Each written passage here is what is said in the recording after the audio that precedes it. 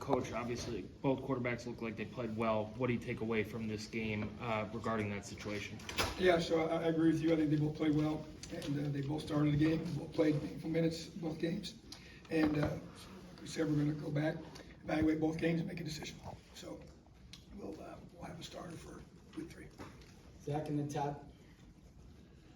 I guess just what will that process be for you? I imagine it's a lot of film. Is it talking through maybe with other position coaches, position groups? I know you've talked about talking to leadership groups within the team, just maybe getting outside, not outside, but opinions beyond the quarterback. You know, it will extend to myself and Walton, the staff. You know, we don't pull the players. You kind of got a feel for that, you know, in regards to just how that kind of. I think after having 2 games, you kind of know how how it feels. And honestly, you know, I think you know, our guys believe in both of them. To be honest with you. So, but at the same time, you got to have the guy. You know, I really do believe that. I think it's important. So we will make that decision, but it'll be the coaching staff, and I care what our guys think. Both sides of the ball. You know, we'll watch game film. We'll watch decision making. Sometimes you see things and play turns out a certain way, and maybe it's not even executed properly. You know, so or it looks like someone makes a mistake. It was really somebody else's fault. So just make sure we have accurate information. Obviously, a very important decision, but just proud of both. I thought they both commanded the offense. They threw the ball well. They ran the ball well. They made really good decisions and got the ball sprayed around and allowed us to be able to put pressure on them, you know, from sideline to sideline and vertically as well. So just we're just going to do what we said we're going to do: is play 2 games and make a decision. All right, Todd right in front and Seth. Tom, because the 2 quarterbacks were so similar in their production today, and I don't know what you have in your head in terms of what you wanted to see and what you're going to do going forward, but was there anything that they did that made you deviate from what you might be thinking you'd be having out of this game? Yeah, I mean, I don't know necessarily. I think I do think it's important to have a guy that you name a starter. You know, I think they both can play. There's no doubt. I think they both prove they can play. You know, and you can see the talent, you can see the skill. They're both young, but they're talented young players. And I think we've been consistent saying that. We kind of saw what we saw during fall camp, back and forth, different guys doing different things.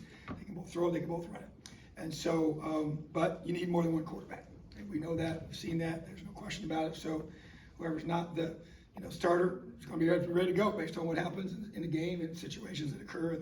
And so, but it's just, it's good to have more than one that I believe can play. And I think we have that, you know. And then once you get Dexter back, I think you got 3 that we know have proven themselves to be able to play and can move our offense, you know. So having eventually 3 is a big deal because it's a long season. We're going to need everybody in that roster, everybody in that locker room to help us win. Seth right in front and Rabbit.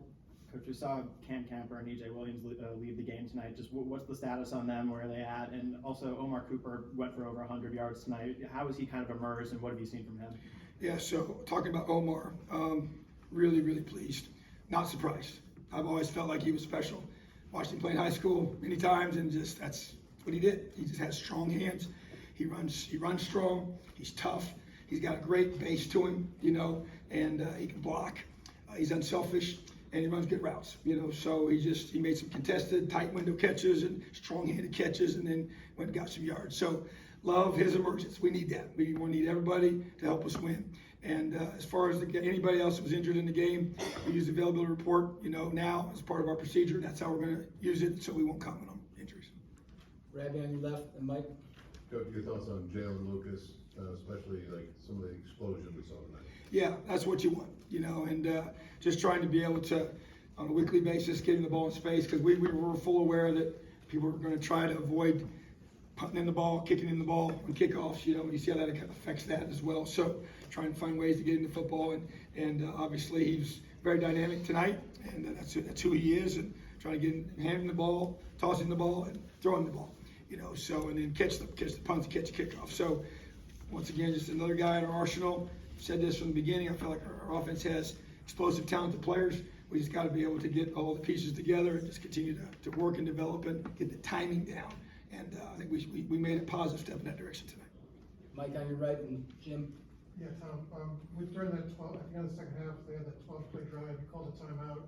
I think we're happy with some of the tackling that was going on. I mean, happy with how they responded. Obviously got the red zone stuff. And what was the goals defensively overall? This Indiana State team came in with the backup quarterback. You know, they're struggling. Do you feel like you met kind of the moment in terms of, you know, how you wanted to kind Yeah, I mean, they didn't even have 100 yards of offense, so that's hard to do. I don't care who it is. And so I'm still ticked about the fact they didn't get a shutout, so because of the fumble and scoop and score, so that's frustrating. But that's their fault because they had that 12-play drive. They shouldn't have had that. So I was frustrated because, and that wasn't had anything to do with, give them credit. They moved the football. They're using the running quarterback, doing a lot of different things to try to create some creases. I just didn't think I thought we got ahead and we let up. And that's what I was trying to avoid. I just want to see guys battle and fight, compete. No matter what the scoreboard says, no matter who you're playing, I just thought we let up. And I know it's in human nature to do that in that situation, but I wanted to see our guys. So I was disappointed more in some body language and just our leadership. And so I challenged our leaders to make sure, hey, when that's happening, because what's going to happen in a different setting, we got to blow up and make those stops. And so, and we did get the stop there. We got an interception on 4th down, which was big, and got off the field in that regard. So I thought the response was good. I thought the second half response was excellent. I think we gave up 20-some yards in the whole half. So just wanted to see us finish, and I thought we did defensively. So it wasn't perfect, but it was pretty dang good. Jim right in front, then Mason. Tom, talk about the offense as a whole. You had 9 guys catch a pass, but getting Josh Henderson and Jalen Lucas involved in the receiving game as well as the running game, how important was all of that heading into the game with Louisville? Very important. And the thing that for me, that's what I saw out of us. I think I might have said this in one of my, when I was talking this past week about, our offense got after our defense a fair amount during fall camp, and so it was back and forth without question. So I knew we had this opportunity to be able to, and I understand, we're played a team that doesn't have the same level of talent, and so I understand that. But the execution was what I was encouraged by, and the reads and the amount of guys involved. And I think we have a deep team. I think we have a lot of receivers that can make plays. Showed up tonight. We have a lot of running backs that make plays. Show up tonight. I think we have a lot of guys. We have several tight ends that we play. They can help us and do different things. And so I feel like we got a couple quarterbacks that can play. And I think we played a lot of different linemen as well. We got 8 guys that I really believe that are ready to be in that 5 that we play with, and we can mix and match them, and things happen to guys. You can be able to rotate that. So I think it was what we needed to do, was to be able to be crisp and clean and sharp. And I think we punted a couple times, and just felt like that the execution was what we have to have, and we just got to build off of it. So obviously got a lot more work to do. Got a huge test and opportunity coming up here next weekend, but in order to be able to keep growing our offense, I thought tonight was important. Mason, second row, and then Zion to finish up.